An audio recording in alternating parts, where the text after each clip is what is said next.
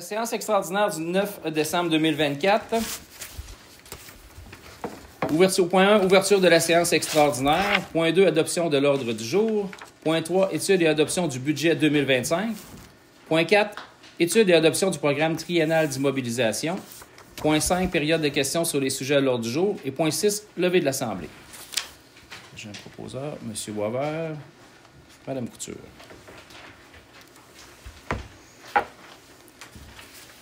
Point 3. Étude et adoption du budget 2025.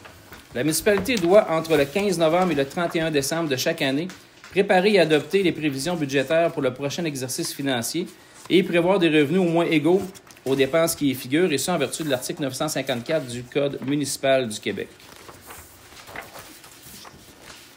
Un résumé du dit budget incluant les prévisions au programme triennal d'immobilisation sera distribué à chaque adresse de la municipalité en vertu de l'article 957 du Code municipal. Le conseil municipal est autorisé à faire les dépenses suivantes pour l'année financière 2025 et à approprier les sommes nécessaires, à savoir les charges 2025, administration générale, 499 219, sécurité publique, 315 470, transport et voirie, 744 108 $. Hygiène du milieu, 216 791 $. Santé et bien-être, 5 000 $. Aménagement, urbanisme et développement, 75 724 $. Loisirs et culture, 310 000 $ et 75 $. Frais de financement, 15 860 $, pour un total de charges de 2 182 247 $. Conciliation des fins fiscales 2025. Le remboursement de la dette à long terme pour un montant de 89 513 $. Activité d'investissement, 206 675 $. Fonds réservés aux carrières sablières, 69 700 $. Fonds réservés au vidange des fosses septiques, 51 251 $. Affectation du surplus, 111 591 $. Affectation du surplus cumulé, développement domiciliaire, 42 798 $. Affectation réserve pour les élections, 11 430 $. Affectation à la réserve des eaux usées, 7 000 $. Pour un total de conciliation des fins fiscales de 258 320 $. Ce qui fait un total de dépenses de 2 440 567 $. Pour payer les dépenses mentionnées ci-dessus, le Conseil prévoit les revenus suivants. Les revenus 2025. Taxe sur la valeur foncière, 1 327 703 $. Tarification, 331 571 $. Paiement tenant lieu de taxe, 4 200 $. Imposition carrière sablière, 100 000 $. Services rendus, 93 718 $. Autres revenus, 18 410 $. Transfert inconditionnel, 564 965 $. Pour un total des revenus de 2 440 567 $. Est-ce que j'ai un proposeur? M. Paradis et Mme Terrien. Point 4. Étude et adoption du programme triennal d'immobilisation. En vertu de l'article 953-1 du Code municipal du Québec, le Conseil doit, au plus tard le 31 décembre de chaque année, préparer et adopter le programme triennal d'immobilisation pour les 3 exercices financiers subséquents. Donc, vous avez tous la planification pour l'année 2025, 2026 et 2027. Est-ce que j'ai quelqu'un qui propose? M. Boisvert, M. Lavallée. Point 5. Période de questions sur les sujets à l'ordre du jour.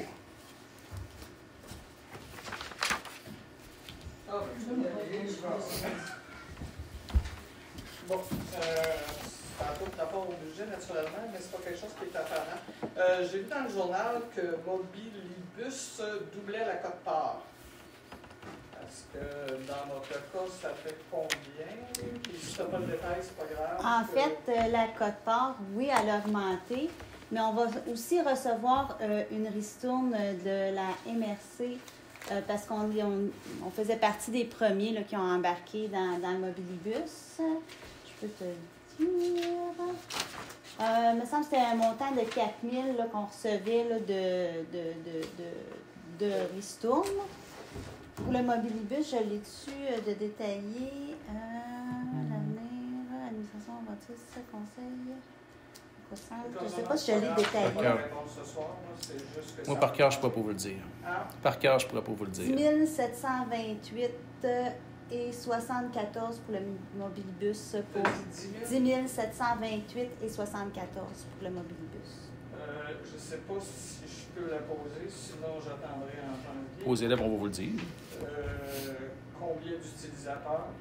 Pas beaucoup. Statistiquement, on a une personne que je sais qui le prend, mais on est dans les municipalités qui se servent le moins de mobilibus. Les deuxièmes après Saint-Pie qui s'en servent pas du tout. Je ne sais pas si je peux la poser. Est-ce qu'on est obligé d'être dans ce système-là? Non, on n'est pas obligé. D'accord. Donc, ça va être à évaluer. Oui, madame. Merci. Tout à fait, mais juste une petite parenthèse. Quand on l'a parti Mobilibus, là, on savait très bien qu'on avait au moins pour 3 ans pour voir la viabilité de ça, casser la routine des gens pour les personnes âgées. Le but, c'était beaucoup de briser l'isolement puis que les étudiants aussi puissent s'en servir.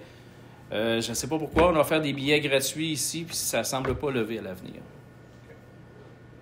Si vous avez des suggestions pour le pimper un peu, là, on est ouvert aux suggestions. Pardon? Arrêtons de payer.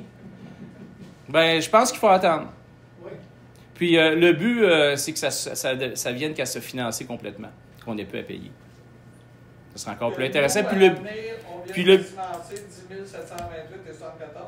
puis, ben, que le mobilibus se subventionne, qu'il soit autosuffisant. Puis aussi qu'ils veulent l'améliorer. Idéalement, ce qu'ils aimeraient, là présentement, vous savez, c'est des arrêts. Là, ce qu'ils aimeraient, c'est avoir du porte-à-porte. Ce qui serait beaucoup plus intéressant pour les gens. Au lieu d'attendre une station, ben, qu'ils fassent du porte-à-porte. On n'est pas rendu là, mais c'est dans les planifications. On reviendra là-dessus. Organismes intra-municipaux, prévision budgétaire. De mémoire, ça n'a pas bougé, là, je vais vous le dire. Autour de 20 000. Oui.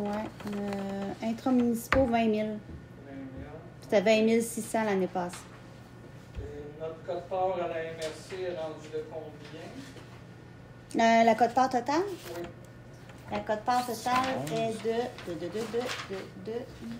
C'est écrit petit, hein?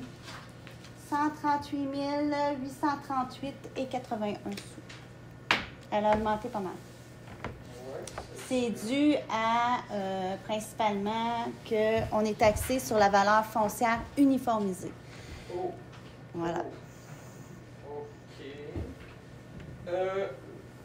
C'est une question qui a rapport au budget, mais c'est encore un article dans le journal. Il y a un service de gestion documentaire pour les archives pour 11 municipalités. Est-ce qu'on fait partie des 11 municipalités? On a signifié notre intérêt, mais on a simplement signifié notre intérêt parce qu'on va voir ça va être quoi les coûts, là. Parce qu'on ne veut pas s'embarquer. Donc, c'est pas dans les prévisions budgétaires présentement. On a une prévision budgétaire pour les archives parce qu'il va falloir refaire notre calendrier de conservation et tout ça. Fait que c'est sûr que ça va nous prendre une ressource externe. On a regardé ailleurs, voir ce qui se faisait, à quel prix. Fait que là, on va voir qu'est-ce que la MRC nous offre et on va choisir le meilleur tarif. Puis, pour répondre exactement à votre question, oui, on est dans les 11 qui ont levé la main. Oui, c'était ça ma question. Votre question, André, puis je vais...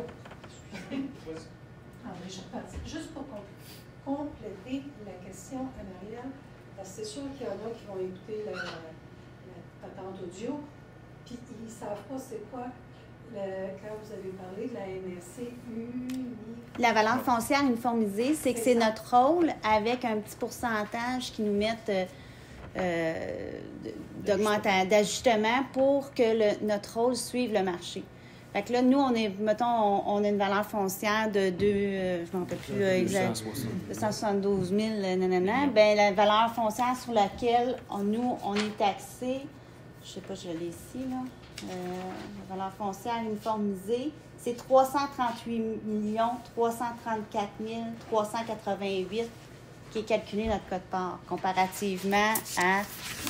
Notre valeur. En termes simples, pour monsieur et madame tout le monde, c'est que nos valeurs à l'avenir sont moindres que dans d'autres municipalités. Puis là, ils répartissent. Non, c'est pas ça. C'est qu'on a un rôle triennal sur 3 ans. Donc, la première année, on est à 100 de notre valeur. Fait qu'on, la valeur uniformisée et la valeur foncière sur laquelle nous, on taxe, c'est la même.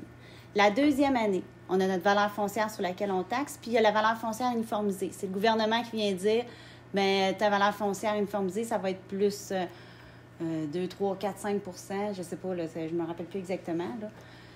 Fait que là, on prend une coche à chaque année jusqu'à temps qu'on ait le nouveau rôle pour que la valeur foncière uniformisée à suivre le marché, tandis que nous, on taxe vraiment sur la valeur foncière au livre. Pour rôle nous, du la départ. taxe foncière, le montant total reste le même pour 3 ans. Tant que le Exact. rôle triennal n'a pas été refait, puis les autres, c'est pas ça qu'ils font. Merci.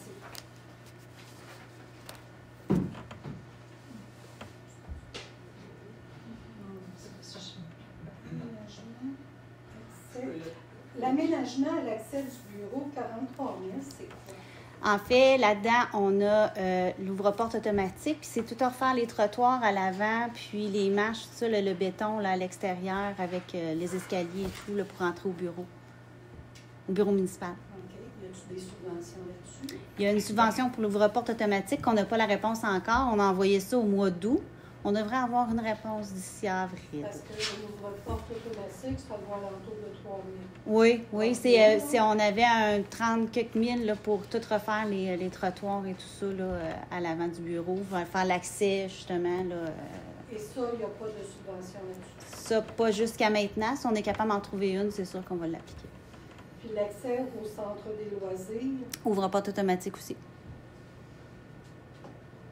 on se met du budget aussi pour les réparations. Oui, tout à fait. Parce que c'est le fun d'apporter le prix. Les pompiers, ça s'en va-tu dans la sécurité publique? Oui. Fait que l'an passé, on était à 292 000, on passe à 315 000. L'augmentation est due à quoi? Je sais qu'il y a eu le cas incendie c'est dans le 5, qu'il y a eu des frais de pelle, ces choses-là. Qu'on avait, exactement. Oui, ça, c'était l'an passé. Là, on a la délégation qui est à 116 000. Puis, on s'est mis du budget aussi pour faire une inspection des points d'eau. Faire venir une firme qui ferait le tour des points d'eau, faire l'inspection de fond en comble pour donner vraiment un carnet de santé là, de nos points d'eau là, présentement. C'est qui faisait ça auparavant? Avant, c'était nos pompiers. Quand Drummondville a pris la délégation, ils ont fait une tournée, mais nous, on voudrait vraiment avoir un carnet de santé exact là, pour suivre ça. C'est une inspection qu'on pourrait faire là, aux 3 ans. On va avoir la to-do list à faire si jamais il y a des réparations à faire. Ça reste plus que ce qui était fait là, ici, question de filmer, Ouais. filmer la conduite et tout. L'aménagement, urbanisme et développement. On est à 57 000, on est à 75 000.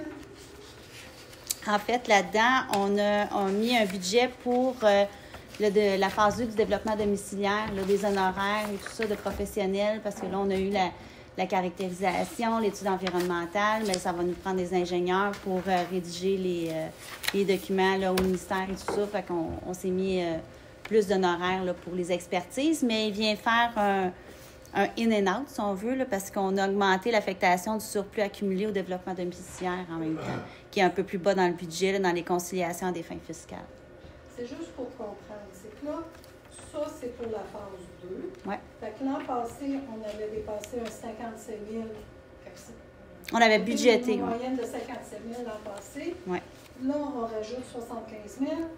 Puis on ne sait pas encore combien qu'on va avoir de terrain, combien ça va coûter, pour combien qu'on va vendre les terrains. En fait, l'aménagement urbaniste, c'est pas simplement la phase 2. Il y a aussi les frais d'inspection pour l'émission des permis. Il y a des frais de notaire là-dedans. Il y a toutes sortes de frais. Comme là, on va reprendre la rue Bisaillon. Bien, les frais de notaire vont aller dans cette section-là. C'est pas juste le développement domiciliaire. Là. Ça englobe vraiment tout ce qui est urbanisme et développement. Puis,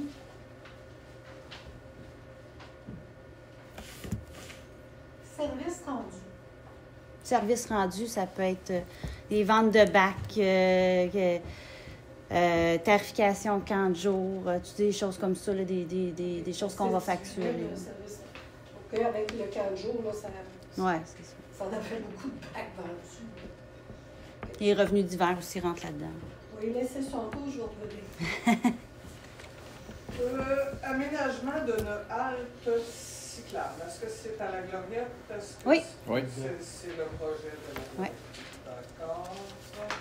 Et mon Une autre question, dans le plan stratégique, si je comprends bien, pour l'année 2025, il n'y a pas de projet.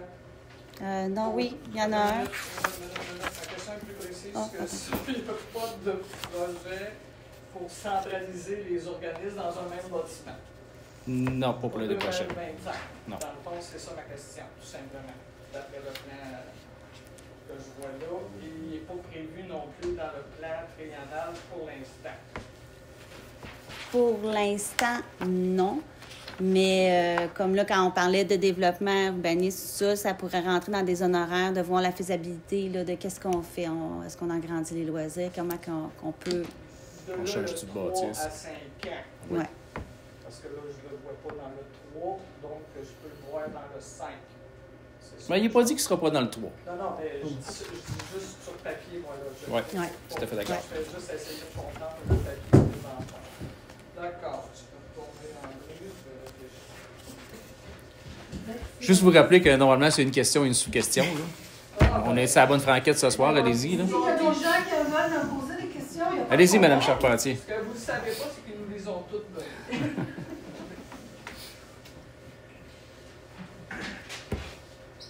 Ça va pour moi.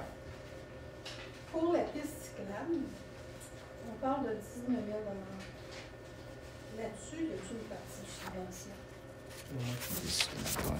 Ah, la piste cyclable. Ah, l'alte cyclable, oui, on a une subvention du Fonds de ruralité là, de 8 000 quelques.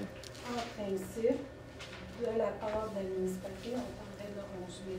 Oui, mais c'est qu'on peut pas... On doit mettre complètement la dépense à la dépense, mais dans les revenus, le Fonds de ruralité est comptabilisé là, également. Puis ma dernière question est attachée à ça, sans être attachée à ça. Vous avez fait un beau plan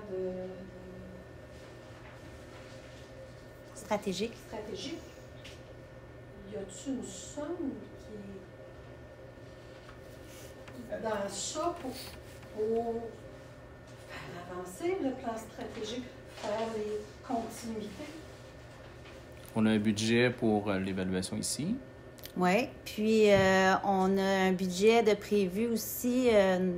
parce que là, la TSCQ qui va nous permettre de financer bien des projets, on doit faire la reddition de compte finale de la dernière TSCQ, ce qui n'est pas fait, fait qu'on ne pouvait pas la prévoir dans le budget, mais on compte bien être capable de déposer une programmation de travaux.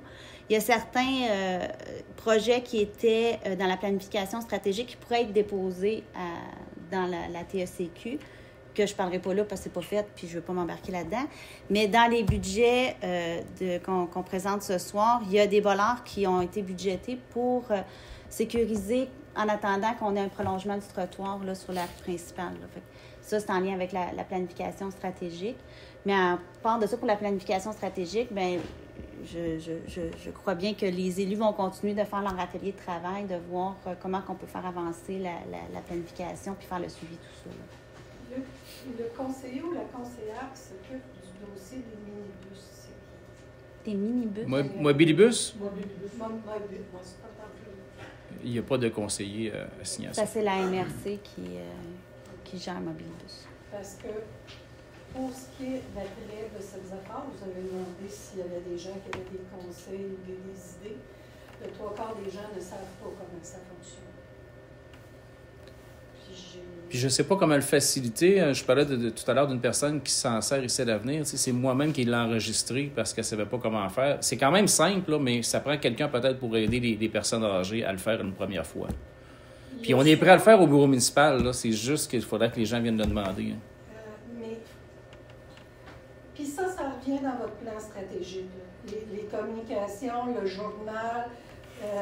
Puis j'ai un employé qui a fallu que je prenne par la main il y a 20 ans. Il est supposé d'être bien plus techno que moi. Il est prêt par la main avec moi. Puis on s'en était au taxibus. Puis j'ai dit, cette madame-là va t'expliquer comment ça marche. Parce que c'était fait par la ville de Drummondville, il a appelé à la ville. Puis comment que la personne expliquait ça, il ne comprenait pas. Puis là, bien clair, on s'en va. Et c'est là qui devient le problème de communication Internet, c'est pas dû à tout le monde. Le journal, il y a tellement d'informations qu'à un moment donné, tu ne lis pas. Fait, oui, chaque personne est importante, mais à 10 000 par année, on serait peut-être mieux de se payer un taxi à la personne qui s'en occupe. C'est ça. Bon. Oui. Monsieur Poirier, la semaine passée, là, vous avez vendu le terrain du dépanneur pour 150 000. Oui. Le 150 000 apparaît-tu dans ces chiffres? Non, il n'est pas notarié encore. Donc, il y a un 150 000 qui va rentrer dans le budget au courant de l'année. Oui. Okay. Qui va être disponible pour le mois prochain. Pour des projets. Bien, c'est ça, le conseil va voir où est-ce qu'il va affecter ce montant-là à un surplus X ou ça va être le conseil qui va décider ça à la rentrée de l'argent. Puis au moment où on se parle, c'est quoi votre surplus? L'année n'est pas terminée. Tant que l'année n'est pas c'est une bonne terminée, année, ça va bien. c'est une bonne année. On anticipe un surplus. Mais je ne veux pas m'embarquer là-dedans parce que l'année n'est pas terminée. Puis on ne sait jamais ce qui peut arriver d'ici le 31 décembre. Vous fermez le bureau dans une semaine, Bien, il y a des camions qui peuvent briser. Il y a toutes sortes d'affaires qui peuvent arriver. Fait que, on va être en mesure de vous dire ça en début d'année prochaine. Ça va nous faire plaisir de vous le dire. Point ici, se lever de l'Assemblée. M. Lavallée, Mme Couture. Merci tout le monde.